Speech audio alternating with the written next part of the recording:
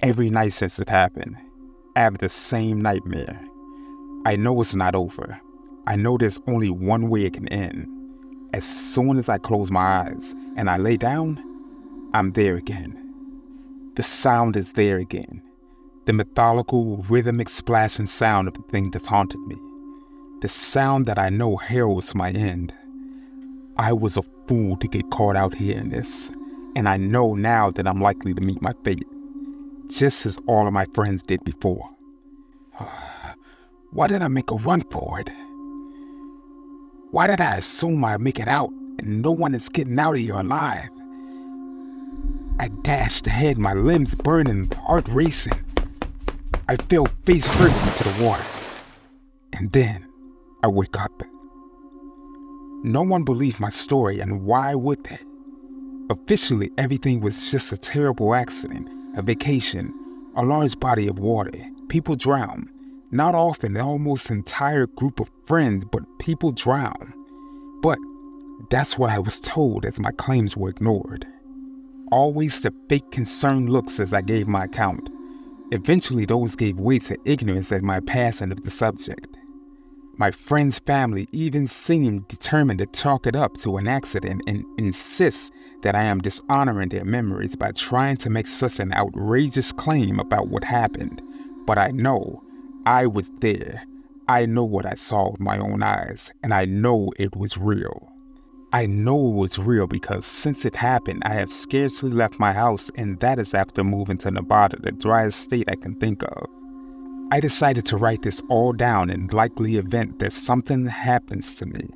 I know no one will believe this count either, and assume that I am crazy, so I might as well share it with a broader audience and maybe you will believe me.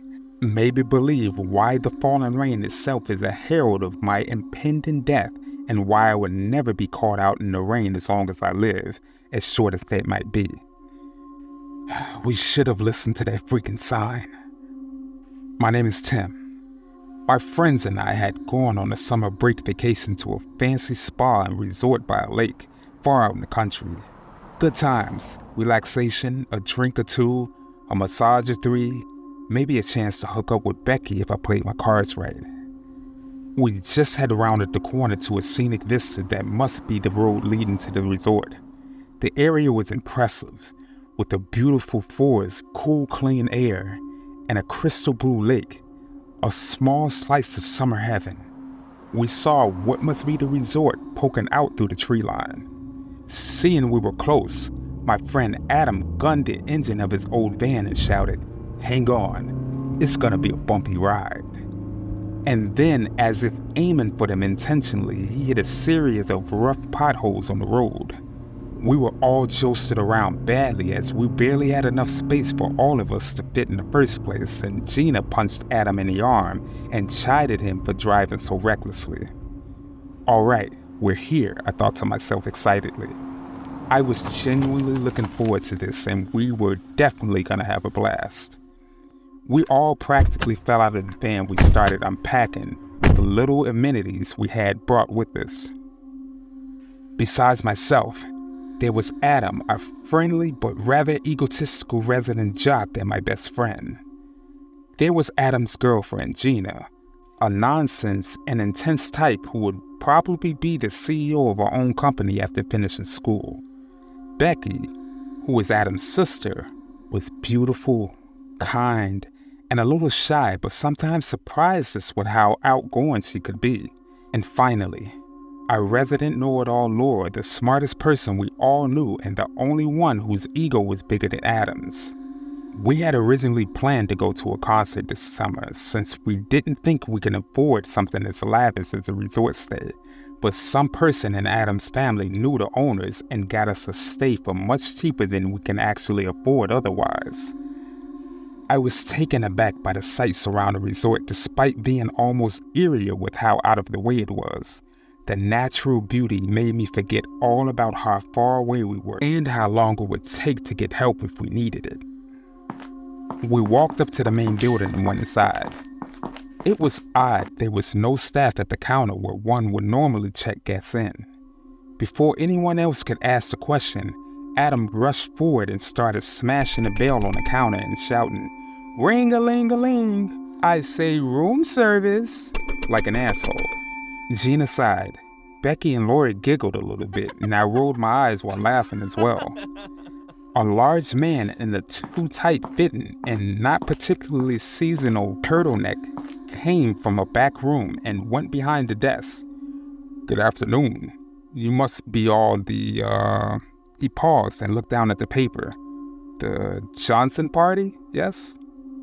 That would be me and my associates, good chap, Adam said in a bad English accent, and we all had to suppress another groan. Very good, said the concierge. My name is Mr. Dalton. I will be attending your stay along with Miss Llewellyn, who will be on call for all staff needs. I am afraid you caught us during our off time. You see, the resort here is nearly shut down during hurricane season, so some amenities may not be available. I scratched my head in confusion. Wait, did he say hurricane season?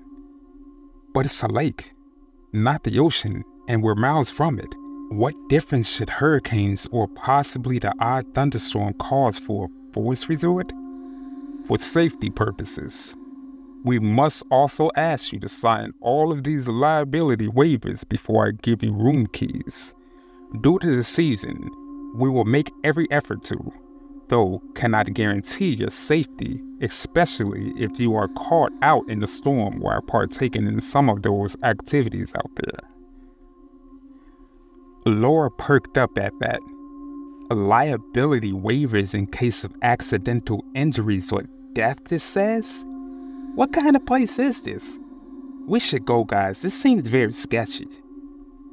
Adam, the normal voice of reason, assuming reason had one too many, was already signing his form. He bellowed, Come on, guys. It's not so bad. Probably just some weird insurance they have everyone do. Let's just get over it. I want to go swimming already. Not wanting to be left out, we all agreed and reluctantly signed the waivers. Mr. Dalton smiled, handing us an antique-looking brass key, and led us to our rooms. It was a luxurious suite that was very impressive, with several rooms, fine decor, 2 hot tubs, and an impressive view looking out over both the forest and the nearby lake, Kashur. Everyone was stunned by how nice this place was, especially with how cheap we were able to get it. Though we did notice it may have been so cheap because it seemed like we might be the only guests here during the season. Are people really that scared of storms this far away from the coast? I thought. I was bumped from my reverie by Becky, who accidentally dropped her bag right by me coming into the room.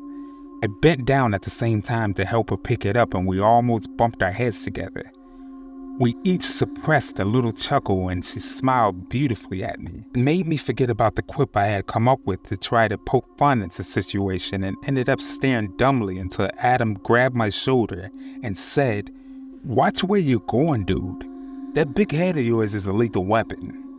The girls chuckled, and I got a little red in the face and went on to my room. Inside of the room was immaculate besides being a little dusty, and there was a faint musty smell, probably due to the disuse. I started putting away what little I brought with me. I hopped on the bed and stretched out. As I laid on the bed, I leaned up and looked around the room. I spotted an old scratch mark on the wall by the closet. I got up and I looked a little closer at it. It was painted over but not restored, so the grooves of the cut were still visible. What did that, I wondered. I opened the closet and found nothing other than a hanging robe, a box fan, an iron board, and a small box tucked under the board. What was this, I puzzled. I opened the box and saw a handful of old photos like an old Polaroid style. It appeared to be footprints on the shore near the lake. The prints were strangely shaped, and there were more pictures of the prints in the forest dirt. A faint, watery outline of what looked like a driveway, and even on a carpeted ground which looked disturbingly like the same carpet in the resort used in certain places. This was bizarre. Did anyone have a foot fetish? I laughed to myself. before becoming slightly concerned when I saw panicked handwriting on the back of the last one that appeared to be of the ground soaking wet with still falling raindrops captured in the picture. The photo was blurry, but it looked like it may have been an outline of a person. The panic writing read, "The rain. It was the rain. That sound, it was them." What the hell was these, I thought. Maybe someone was peeping on people and got busted, or maybe someone was stalking the last person there. I thought of a few possibilities before I heard Adam shouting that dinner was ready. The staff, it seemed, despite the low number, we had a solid cook and we had a large dinner brought up to our room, which to our shock was complimentary. We all had a good time, and Gina, despite normally being the straight-edge type, had actually brought up a rather large assortment of liquor. So it was not long before we all got shit-faced and partied like a proper summer vacation. It was starting to get late, and I was about to pass out when Adam and Gina both demanded that we all go swimming out at the lake since it was so nice and warm outside. As we walked down to the lake, we noted a rather prominent sign by the lake with a very large font indicating a strange rule. It said, "Absolutely no swimming in the rain." What a weird rule, I thought. Laura gawked at the sign as well and said, "Well, I heard of not eating before swimming, but the rain has little influence on swimming safety in a closed lake with no boats about." "And besides," Adam said boastfully, licking his finger and holding it up to the air, "there ain't any rain due to these parts for days." He snickered to himself over the sound of everyone's rolling their eyes. Since the climate seemed okay, we splashed into the water and we soon were swimming, singing and having a good time. That is what I wish the whole vacation was like. I never thought such a catastrophe could happen at that point with how happy we all were. But it would soon start after. I hopped out of the water. Everyone was having a great time, and I thought it would be cool if I would build a big bonfire by the shore and went to work to trying to get the materials to make it. But my plan seemed thwarted as a large thunderclap peeled into the sky and rain began to fall onto the lake and shore, the pattering raindrops ensuring that my hope of starting a fire was moot. Dang it. I thought that would have been cool. Uh-oh. We're all gonna be in trouble.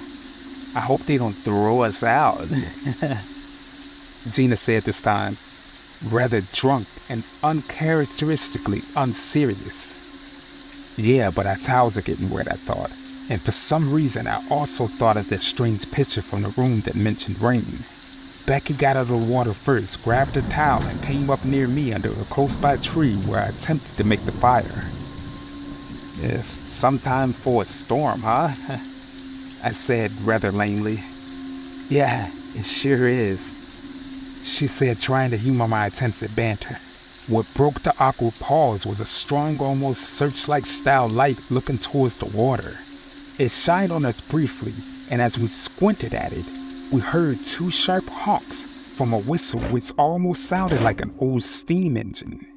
Before we knew what happened, there was commotion at the resort, and Mr. Dalton and the enigmatic Miss Llewellyn had jumped into a large red truck with warning lights on the top and thundered out of the lot.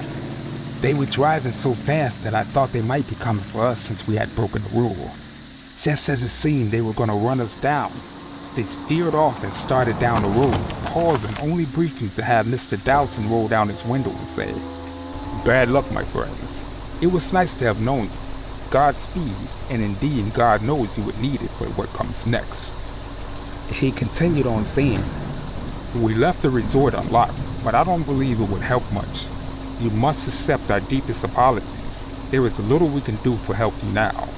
If you escape, if you cannot, die well. We will notify your next of kin. Well, farewell." And he rolled up the window and sped off. What the hell does that mean? What was going on? I was panicked now, and so was Becky, who was looking back and forth as the rain intensified. They just left us? What's going on?" she cried. I tried to calm her down, but I didn't know what this was all about. Maybe it was some sort of weird prank. "What did we miss?"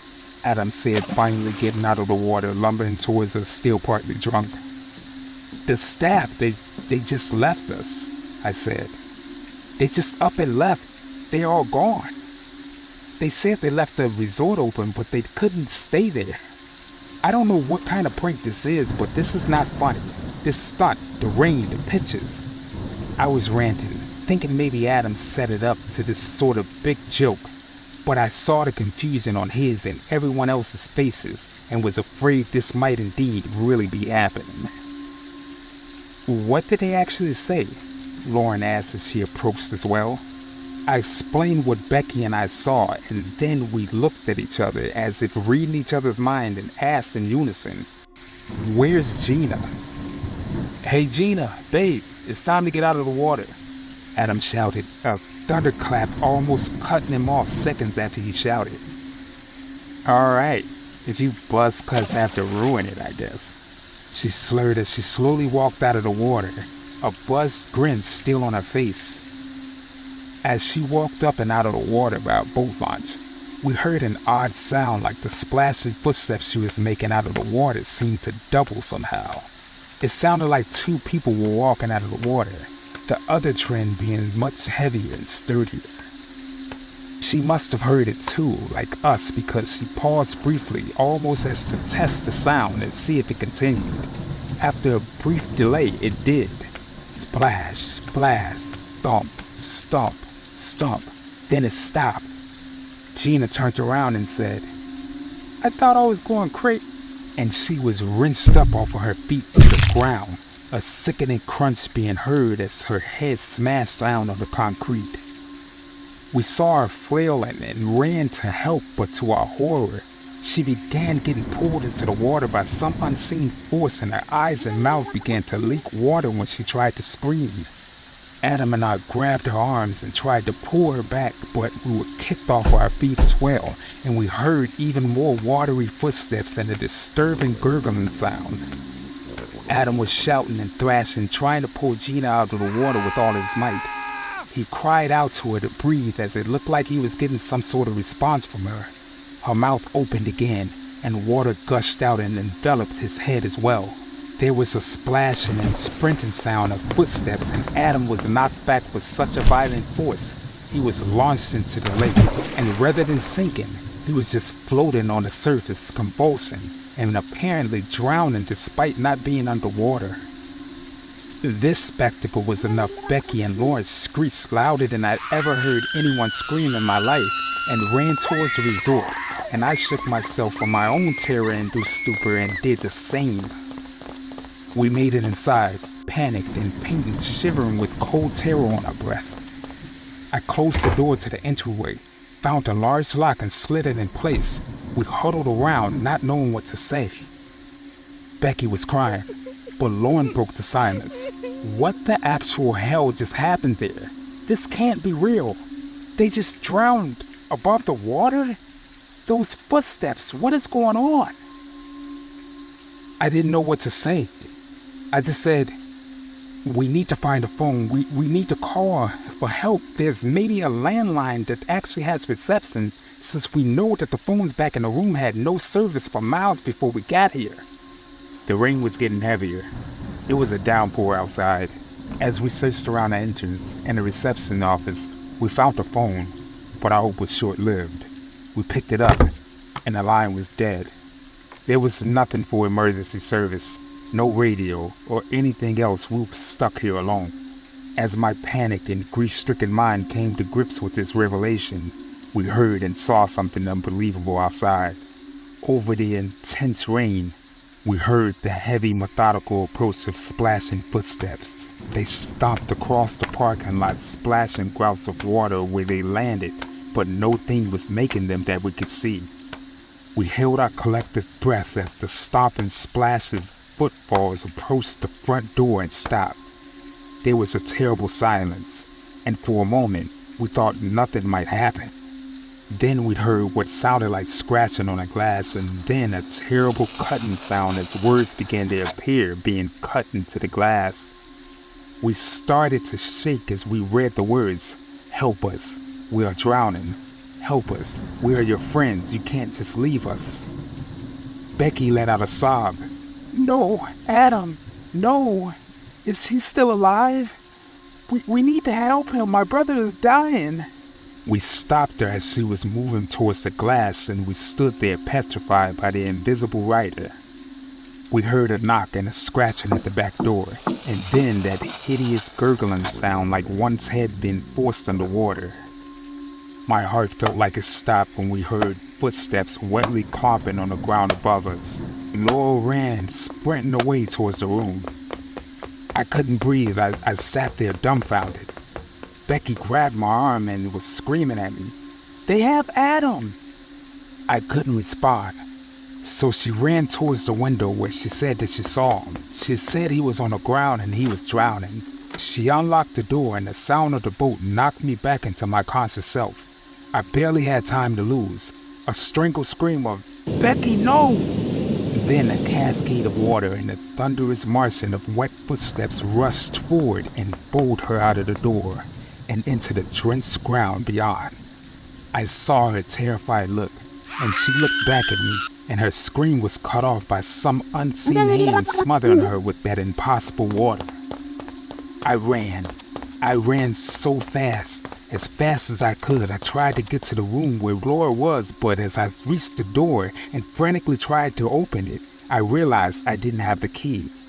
I screamed for Laura to let me in, but I heard nothing on the other side of the door, only footsteps behind me, slow, wet, padding footsteps over the carpeted floor of the resort.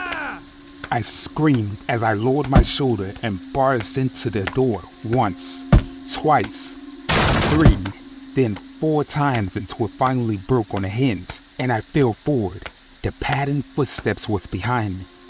And when I fell into the room, I saw Laura with her hands over her ears huddled on the couch, almost catatonic. Come on, I shouted. We have to go now. I beseeched her, but she was utterly unresponsive. The footsteps were in the room, now slowly moving towards the middle of the room. My heart sank, but I fled and left the footsteps to catch up to and engulf her. I am only thankful I didn't have to hear a scream. I slammed my door shut, grabbed my bag with my phone, personal effects, and everything else, and closed myself into a closet of the room. I heard the footsteps, then the knocking, then the scratches, then the voices. Help us. We are stuck under the water. Only you can save us. Save us. Help us, it hurts. The water, there's too much, we're drowning.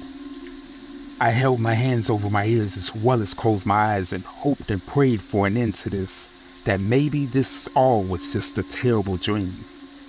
After what it felt like ages, the sound stopped. The voices, the footsteps, the scratching, it all was quiet now. I noticed the rain had stopped as well. The rain, maybe it was somehow connected to it. The damn rain, we were swimming in it in the lake and it started to rain. Did those bastards know that this would happen? What the hell were the ravens for? My hands clenched into fists. I couldn't believe it. I redoubled my will and fought in determination to at least make them pay for knowingly risking my friends' lives and getting almost all of us killed. If it stopped raining, I could get away. I needed to get out of here. I cautiously opened the door and looked outside. Nothing grabbed me, and no watery footsteps were moving anywhere. It was dead silent. I walked out slowly through the hall to the living room, fearing what I might see. But Laura was gone. I felt ashamed and guilty that I had not tried to grab her and ran straight to safety. I was slowly walking out to the room and downstairs. The wind was still kicked up, and the front doors were hanging open, creaking in the blowing wind. It was almost morning. A faint light crept into the entryway. I had gotten Adam's keys from his room and should be able to get away using his van. My eyes darted frantically and I looked around, peeking outside to see ominous clouds, but thankfully, no rain at the moment. I slowly walked to the parking lot, my heart racing at the sound of my own footsteps, making sure I didn't hear anything behind me or in front of me. I got in the van, and I thought I might actually make it. Yet as I pressed the unlock button on the fob, a thunderclap resounds from over the hills, and in moments, a morning shower had began, rain pattering off of me in the van. I froze at first, then exploded into motion, reaching for the door to open it when I saw inside and fell back in indescribable horror. Adam and Gina, or at least their boneless-looking bodies, slowly withered up into the front seats of the van, almost as if they're being moved into position like some sort of demonic marionette puppets. I stood there, mouth agape in horror, as Adam's face slunk towards me and his mouth opened. Water gushed out and began filling the cabin and spilled out, and the corpse things that used to be my friends moved to the open of the doors, and a wall of water rushed towards me. They remained collapsed on the dashboard. The splashing footsteps began immediately coming after me. I screamed like a madman and broke for the woods. The implacable footsteps never receding too far behind, no matter how fast I can run. It felt hopeless. My energy was all out but spent, and I ran past my limits in a pure desperate bend to survive. My whole body was aching, and I could barely breathe, but I kept running. I knew if I stopped, I would die. I thought I could see what might be a main road. Maybe the thing may not be able to follow me past a certain point, but just as I approached the road, I tripped over my own tired feet and some vines and fell into a ditch by the road that was filled with water from the flash flood. I rolled over, spitting water out and screaming and panting and defying challenge in my fate. I stood in the water that was up to my waist. I looked back the way I came and I heard nothing. I let out a sigh of relief and I thought, could this be over? Could it really be over? There was a pain-stalking silence. I exhaled and turned around to try to climb out of the ditch. Then I heard it, just like I've been hearing it in my nightmares ever since the footsteps in the rain. To this day, I don't know how or why I got away when my friends died. I don't know why I'm sharing this. Maybe it's survivor's guilt.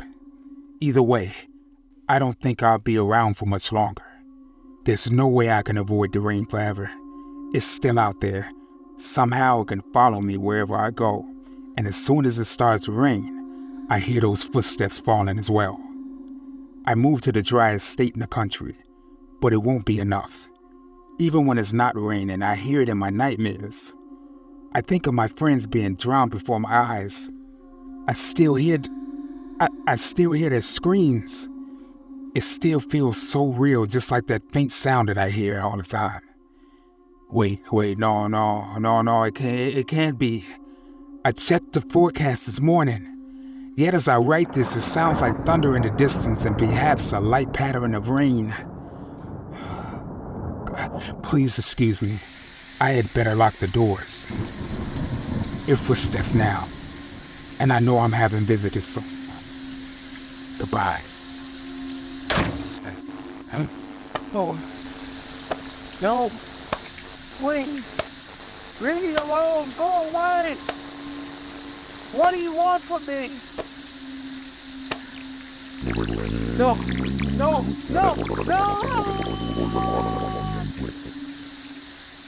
Good evening, everyone. This is Yuri K, and this is the end of the video. Please leave a comment and let us know your opinions on the matter. If you happen to like this content, please check out our other videos. Make sure you like and share amongst your friends and family to help our community grow. You happen to be new to this channel? Please make sure you subscribe. It's free and you can always change it in the future. You have some terrifying story suggestions? If so, make sure that you send it to my email, fearofthedarkstories@gmail.com, and I'll feature it in a future segment. But you guys stay safe out there, and remember to always be afraid of the dark.